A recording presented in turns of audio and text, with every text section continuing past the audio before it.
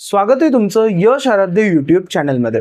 तुम्हा सगळ्यांच्या मनामध्ये आता रजिस्ट्रेशन प्रोसेस चालू आहे. प्रत्येक जण रजिस्ट्रेशन प्रोसेसमध्ये गुंतलेला आहे आणि प्रत्येक जण आपापल्या पद्धतीने लवकरात लवकर रजिस्ट्रेशन करण्याचा प्रयत्न करतोय. आणि याच्यामध्ये काही कॉमन मिस्टेक्स बऱ्याच मुलांकडून होत आहेत. तर त्याच कॉमन मिस्टेक्सवर आज आपण बोलणार आहेत आणि अशा कोणत्या कॉमन मिस्टेक्स आहेत ज्या तुम्ही अवॉइड केल्या पाहिजेत ते पूर्णपणे आपण आज व्यवस्थित डिस्कस करणार आहेत. त्याआधी जर चॅनलवर तुम्ही नवीन असाल किंवा अजूनपर्यंत चॅनलला सबस्क्राईब केलं नसेल तर चॅनलला सबस्क्राईब करायला विसरू नका, कारण engineering admission related constantly updates, videos किंवा त्याच्याबद्दल लागणारी सर्व इन्फॉर्मेशन तुम्हाला या चॅनलवर मिळत राहणार आहे. आजच्या व्हिडिओची सुरुवात करण्याआधी एक अनाउन्समेंट तुमच्यासाठी आहे. कित्येक मुलं कोडिंग कोर्ससाठी वाट बघत होते. ज्या मुलांना एनरोलमेंट करायचं आहे 18 तारखेपासून आपला ॲपवर कोडिंग कोर्स लॉन्च होणार आहे. आणि दरवर्षीप्रमाणे नक्कीच या वर्षी सुद्धा ज्या मुलांना बेसिक्स पासून कोडिंग शिकायचं आहे, कित्येक मुलं आहेत की CS घ्यायचंय, IT घ्यायचंय, पण त्यांना माहीत नाहीये किंवा आजपर्यंत कधी कोडिंगचं कित्येक मुलं C सुद्धा माहीत नाहीये, पण एक इच्छा आहे. कमी पर्सेंटाईल जरी असले तरी पण एक मनात ठरवलंय की नाही इथे जाऊन फ्युचरमध्ये आपल्याला टेकमध्ये करिअर करायचंय, तर नक्कीच तुमच्यासाठी हा एक गोल्डन ऑपॉर्च्युनिटी असेल. आपण एकदम बेसिक पासून आपला कोर्स चालू करूया. मी म्हणेन तुम्हाला फक्त 2+2=4 आलं पाहिजे. बाकी तुमच्याकडे फक्त फोन असला आणि बाकी आपला ॲप इन्स्टॉल करायचा आहे, बाकी तुम्हाला कोडिंगमध्ये काही एक अडचण येऊ देणार मी नाहीये. तुमचा जो बेस असणार आहे ना तो माझ्याकडून परफेक्ट होणार आहे, याची काळजी तुम्हाला करायची गरजच नाहीये. ठीक आहे, आता काय लक्षात घ्या, कोडिंग कोर्स लवकरच 18 तारखेला लॉन्च होणार आहे. त्याच्या रिलेटेड वेगळा व्हिडिओ अनाउन्समेंट्स लवकरच होणार आहेत. ओके, आता जेव्हा आपण म्हणतो की रजिस्ट्रेशन करताना मिस्टेक्स, या मिस्टेक्स ना थोड्याशा लॉंग टर्म असतात बाळांनो. लक्षात घ्या, तुमची एखादी मिस्टेक इथे पकडली जाणार नाही, व्हेरिफिकेशन होऊन जाईल, पण पुढे जाऊन ही मिस्टेक त्रास देऊ शकते, कारण तुमची प्रत्येक गोष्ट 3 ते 4 वेळा व्हेरीफाय केली जाते. कशी काय? आता तुम्ही डॉक्युमेंट देताय, तिथे तर कोणीतरी ऑफिसर असेल तो व्हेरीफाय करेल. त्या पहिले तर इनिशियली कॉम्प्युटर व्हेरीफाय करते किंवा म्हणून आपण सॉफ्टवेअर व्हेरीफाय करते. त्याच्यानंतर नक्कीच एखादा ऑफिसर तिथे आहे जो व्हेरीफाय करतोय. व्हेरिफिकेशन त्याचं झाल्यानंतर जेव्हा कधी तुमची अलॉटमेंट होणार आहे आणि जेव्हा तुम्ही कॉलेज ऍडमिशनला जाणार आहेत तेव्हा सुद्धा तुमचे सगळे डॉक्युमेंट्स व्हेरीफाय केले जाणार आहेत. आणि जर या कुठे सुद्धा तुमच्या जर डॉक्युमेंट्समध्ये काही चुकी निघाली किंवा तुम्ही काही चुका केल्या असतील तर मग त्याचा ऑप्शन फॉर्म फिलिंगच्या वेळेस किंवा मग व्हेरिफिकेशनच्या वेळेस तुम्हाला या सगळ्या डिफिकल्ट जाणार आहेत. सो काही मिस्टेक्स काय अवॉइड करायचे मी तुम्हाला सांगतो. सगळ्यात पहिली चूक मुलं काय करतात, स्पेलिंग व्यवस्थित टाकत नाहीत. स्पेलिंग मिस्टेक अवॉइड करा. ओके, स्पेलिंग मिस्टेक चुकणं एकदम अवॉइड करा. व्यवस्थित बघा की तुमचं नाव काय आहे, बरोबर तुमच्या डॉक्युमेंट्स प्रमाणे तुमचं नाव आहे का, 10वीच्या रिझल्ट प्रमाणे, 12वीच्या रिझल्ट प्रमाणे तुमचं नाव तिथं असलं पाहिजे. दुसरी चूक मुलं काय करतात मी तुम्हाला सांगतो. चुकून काय करतात माहिती का, 12वीचा जो तुमचा स्कोर असतो तिथे तो टाकायचा असतो. ठीक आहे, 10वीचा किंवा 12वीचा तर डिटेल्स डिरेक्टली येतात, पण 10वीचा स्कोर तुमचा मॅन्युअली एंटर करायचा असतो. मुलं काय करतात, 83चा 84 करतात, 85चा 86 करतात, कुणाला तरी 69 मार्क्स तर ते 70 करतात, जरा दिसायला चांगलं दिसतंय म्हणून, किंवा बाय मिस्टेक सुद्धा होतं. पण याचा इम्पॅक्ट काय होतो मी तुम्हाला सांगतो. तुमचे जे रँक्स असतात ते सगळे तुमचे स्कोर वगैरे बघून तुम्हाला रँक दिले जातात. कारण इमॅजिन करा 98% किती मुलं असतील, यांना रँक कसं द्यायचं, तर त्यांच्या 12वीचे मार्क पुन्हा 10वीचे मार्क या सगळ्या बेसिसवर तुम्हाला रँक दिला जातो. आणि नंतर जर तुमच्या लक्षात आलं, व्हेरिफिकेशनच्या वेळेस कसं असतं, एखाद्या वेळेस ऑफिसरच्या लक्षात आलं आणि त्याने सगळं पास करून दिलं आणि पुढे जाऊन लक्षात आलं की तुमचे 10वीचे मार्क्स चुकलेले, तर याचा अर्थ काय, तुमचं मेरिट खोटं आहे, मग तुमचं ऍडमिशन कॅन्सल केलं जातं. त्यामुळे पहिली चूक करायची नाही आहे, स्पेलिंग मिस्टेक होऊ द्यायची नाहीत, कुठेच स्पेलिंग मिस्टेक होऊ द्यायची नाही. दुसरी चूक म्हणजे जेव्हा आपण मार्क्स एंटर करतोय मग ते 10वीचे मोस्टली, कारण 12वीचे डिटेल्स डिरेक्टली फेच होतात, CETचे डिटेल्स डिरेक्टली फेच होतात, JEEचे सुद्धा डिटेल्स डिरेक्टली फेच होतात, ते मात्र व्यवस्थित बघायचं. ठीक आहे, की अशा छोट्या चुका जेणेकरून पुढे कोणी क्लेम करू नये की बाबा या बघा याचं मेरिट चुकीचं आहे आणि डिटेल्स जे आहेत ते चुकीचे दिलेले आहेत. आणि जर तुमची माहिती चुकीचं असेल तर CET सेल अधिकार आहे CET सेलला की ते तुमचं ऍडमिशन कॅन्सल करू शकतात. तिसरी चूक म्हणजे JEE मध्ये कित्येक मुलांना कमी पर्सेंटाईल असतं, तर काय करतात मुलं, JEE अपिअर्ड ऑर नॉट, तर तिथे डायरेक्टली नो करून टाकतात. लक्षात घ्या, तुम्ही जर JEE दिलेली आहे तर त्याला येस करा. हा विचारच करू नका की नो करायचं का काय करायचं.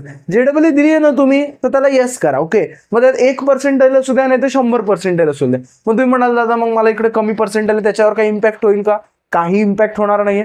एक सीट तुमची बघितली जाईल, तुम्हाला सीईटी थ्रू मिळते का जेडब्ल्यू थ्रू मिळते. जर सीईटी थ्रू मिळते तुम्हाला सीईटी थ्रू अलॉट होईल, जेडब्ल्यू थ्रू मिळाली तर जेडब्ल्यू थ्रू अलॉट होईल. ज्याच्यातून बेटर सीट मिळेल तीच तुम्हाला अलॉट होणार आहे. स्कॉलरशिपचे पण सगळे फायदे मिळणार आहेत. त्याच्यामुळे जेडब्ल्यू सुद्धा सगळ्यांनी यस करायचंय. जेडब्ल्यूचा रिझल्ट तिथे अपलोड करायचा आहे आणि जेडब्ल्यू मध्ये सुद्धा काही एक किंतु परंतु ठेवायचा नाहीये. 0% असू दे, काही एक अडचण नाही, विश्वास ठेवा, व्यवस्थित तिथे जेडब्ल्यूचा तुमचा रिझल्ट सुद्धा अपलोड करायचा आहे. चौथी चूक जी मुलं करतात ते म्हणजे इन्कम मध्ये. ओके, इन्कम सर्टिफिकेटवरची इन्कम बघत नाही. तिथे विचारलं जातं की रेंज दिलेली आहे 3 लाख ते 4 लाख, 5 लाख ते 6 लाख, 7 लाख ते 8 लाख. मुलं काय अंदाजे टाकून देतात. ठीक आहे, त्यांना वाटतं एवढी इन्कम आहे. इन्कम सर्टिफिकेटवर जे काही तुमची इन्कम आहे ते त्याच पद्धतीने तिथे टाकायचे, कारण व्हेरिफिकेशनच्या वेळेस ते रिजेक्ट होतं, कारण इन्कम सर्टिफिकेटचा अर्थच तोय. करेक्ट. आता त्याच्यानंतर होणारी चूक मी तुम्हाला सांगतो, TFWS. ओके, TFWS अर्थ समजून घ्या, ट्युशन फीस वेबियर स्कीम. याचा अर्थ काय, प्रत्येक 60 मुलांमागे 3 जणांची ट्युशन फीस गव्हर्नमेंट माफ करतं. करेक्ट. आता ट्युशन फीस माफ करतं म्हणजे काय, त्याला 10 ते 15 हजारामध्येच फीस भरावी लागते, किंवा त्या कॉलेजची जी काही डेव्हलपमेंट फीस आहे तेवढीच मुलांना भरावी लागते. आता काय करतात, SC कॅटेगरीची मुलं सुद्धा येस करून टाकतात, ST कॅटेगरीची मुलं सुद्धा येस करून टाकतात, VJNT कॅटेगरीची मुलं सुद्धा त्याला येस करून टाकतात. बाळांनो लक्षात घ्या, तुम्हाला ऑलरेडी 100% स्कॉलरशिप आहे. ठीक आहे, तुम्हाला ऑलरेडी सरकार 100% देते, तर तुम्हाला याची गरज आहे का, नाही. उलट जर चुकून तुमचा नंबर ओपन नाही लागला तर एखादं तुम्हाला चांगलं कॉलेज मिळू शकतं, ते तुमच्या हातातलं जाईल त्या TFWSच्या नादामध्ये. कारण TFWSचे कट ऑफ जास्त असतात, त्याचा कोड वेगळा टाकावा लागतो, उगीच्या उगी लिस्ट मोठी होते. त्याच्यामुळे ज्यांना 100% ऑलरेडी स्कॉलरशिप्स आहेत त्यांनी मात्र TFWSला नो करून टाकायचंय. पण TFWSला येस कोण करायचंय, जनरल कॅटेगरीची मुलं ज्यांचं 8 लाखापेक्षा कमी उत्पन्न आहे, general category, EWS category, OBC category, किंवा मी म्हणेन ज्यांना स्कॉलरशिप फक्त 50% मिळते त्यांनी मात्र TFWSला येस करायचंय. आता अजून एक प्रश्न पडतो, दादा मग मी समजा TFWSला येस केलं तर मला TFWS थ्रूच घ्यावं लागणार का, नाही. लक्षात घ्या, कॉलेज लिस्ट बनवताना आपल्याला आत्ता सगळ्यांनी येस करा, आत्ता जास्त टेन्शन घेऊ नका, त्याच्यावर मी वेगळा व्हिडिओ बनवतो. 2 कोड वेगळे असतात TFWS एकाच ब्रांचसाठी, समजा COEP-CS TFWS, COEP-CS नॉर्मल, असे 2 वेगळे कोड आपल्याला टाकता येतात. ओके, मग जर तुम्हाला TFWS मधून चेक केलं जातं मिळालं तर, नाही तर नॉर्मल मधून. ओके, सो TFWS हा एक वेगळा पूर्ण प्रकार आहे ज्याचा तुमच्याशी काही संबंध नाहीये. आणि TFWS मधून नाही मिळालं दादा तर मग मला नॉर्मल ऍडमिशन नाही मिळणार का, आपापल्या कट ऑफ प्रमाणे मिळणार. त्याच्यामुळे TFWSला आत्ता सध्या तरी येस करून ठेवा, ज्यांची 50% किंवा अशी स्कॉलरशिप मिळते, ज्यांना 100% स्कॉलरशिप मिळते. बाळांनो उगीच तुम्ही कन्फ्युजन स्वतःचं वाढवू नका, जेणेकरून पुढे तुम्हाला त्रास होणार नाही.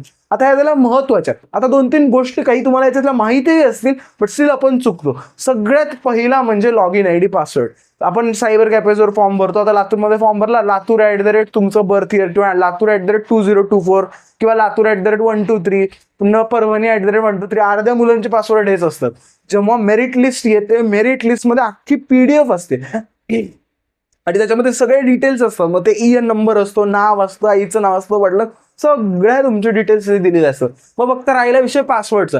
पासवर्ड जर असा सिंपल ठेवला असेल, लातूर@123, किती वेळ लागतो बाळांनो गेस करायला, किंवा तुमचं नावच पासवर्ड ठेवलंय, माझं नाव यश आहे, यश@123, किती वेळ लागतो बाळांनो गेस करायला, किंवा डेट ऑफ बर्थ ठेवली, किती वेळ लागतो बाळांनो गेस करायला. आणि मग आपला जर कोणी आपल्यावर कोणाचं वाईट नजर असेल, कोणत्या कॉलेजेसकडे तो पासवर्ड ID गेला, काही ते सायबर कॅफेवाल्यांचं काही कॉलेजेस सोबत टायप असतं, ते त्यांना प्रत्येक ऍडमिशन मागे 20-25 हजार देतात. आणि मग जर आपल्या गोष्टींमध्ये लिस्ट बनवताना यांनी काही कुटाणा केला तर त्रास कुणाला होणार आहे. त्याच्यामुळे एक तर पासवर्ड ठेवताना चांगला ठेवा, आणि त्याच्यानंतर फॉरगेट पासवर्ड करून आपापला पासवर्ड सिक्युअर करून घ्या. ही गोष्ट सगळ्यांनी लक्षात ठेवायची. त्याच्यानंतर सिग्नेचर. लक्षात घ्या, आपण सिग्नेचर आता कॅज्युअली करतो, एवढं लक्ष देत नाही. ऑफकोर्स तुमच्या वयाप्रमाणे एवढं काही ते महत्त्वाचं नाहीये, बट इथून पुढे जी सिग्नेचर तुम्ही आता ऍप्लिकेशन फॉर्मवर करताय तीच सिग्नेचर इथून पुढे कंटिन्यू ठेवा, हे लक्षात ठेवा. किमान ऍडमिशन प्रोसेस होऊपर्यंत तरी लक्षात ठेवायचं, याच्यामध्ये काही एक चूक करायची नाहीये. सेम सिग्नेचर मेंटेन करा. करेक्ट. आणि त्याच्यापेक्षा आता महत्वाची गोष्ट फायनली मी तुम्हाला सांगतो, तुम्ही जे फोन नंबर देताय, तुम्ही जे ईमेल ID देताय, तो खूप महत्वाचा आहे. लक्षात घ्या, जर तुमचा लॉग इन ID पासवर्ड विसरला तर तुम्हाला फोन आणि ईमेल ID शिवाय लॉग इन करता येणार नाही. तुम्हाला दरवेळेस फॉर्म सबमिट करताना OTP येतो. मी एक एक्झाम्पल तुम्हाला सांगतो. माझ्या घरचं उदाहरण आहे. माझ्या कझिनच्या वेळेस आम्ही फॉर्म भरत होतो. BSNLचं कार्ड होतं. तुम्हाला माहिती आहे BSNLचा प्रॉब्लेम काय असतो, कधी रेंज येते, कधी येत नाही, कधी चालतं, कधी चालत नाही. बाळांना तो नंबर दिलेला होता. आता त्या नंबरला OTPच येईना. 12 वाजता फॉर्म सबमिट करायचा होता, संध्याकाळचे 6-7 वाजले होते, 4-5 तास उरले होते, वेबसाईटवर इतका लोड होता, OTPच येत नव्हता. आम्ही रिचार्ज मारले, आम्ही काय काय प्रयत्न केले, आम्ही एकदम रस्त्यावरून थांबलो ते फोन घेऊन किंवा आता रेंज येईल आणि मग याला OTPच येत नव्हता. ते फोन त्या सिमचाही प्रॉब्लेम होता, त्यात ते BSNLचं कार्ड होतं. आणि म्हणजे ते लक्षात आलं मला सांगायचं काय की जो तुम्ही फोन नंबर देताय तो कॅची असावा, इन द सेन्स पटकन त्याच्यामध्ये OTPs वगैरे यावे.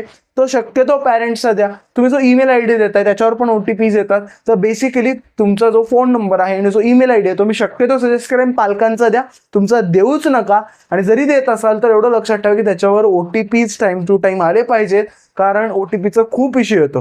3 दिवसामध्ये फॉर्म सबमिट करायचा असतो. सबमिट करायताना OTP लागतो. OTP कधी कधी येत नाहीत, मग मुलांचे बऱ्याच जणांचे फॉर्म सबमिट करायचे राहून जातात. त्यामुळे या सर्व गोष्टी लक्षात ठेवायच्या आहेत. या मिस्टेक्स कोणी सुद्धा करायच्या नाहीत आणि या बेसिक आहेत गोष्टी. ठीक आहे. ऑलरेडी रजिस्ट्रेशन कसं करायचं step by step me video बनवलेला आहे. तो व्हिडिओ तुम्ही डिस्क्रिप्शन मध्ये जाऊन चेक करा.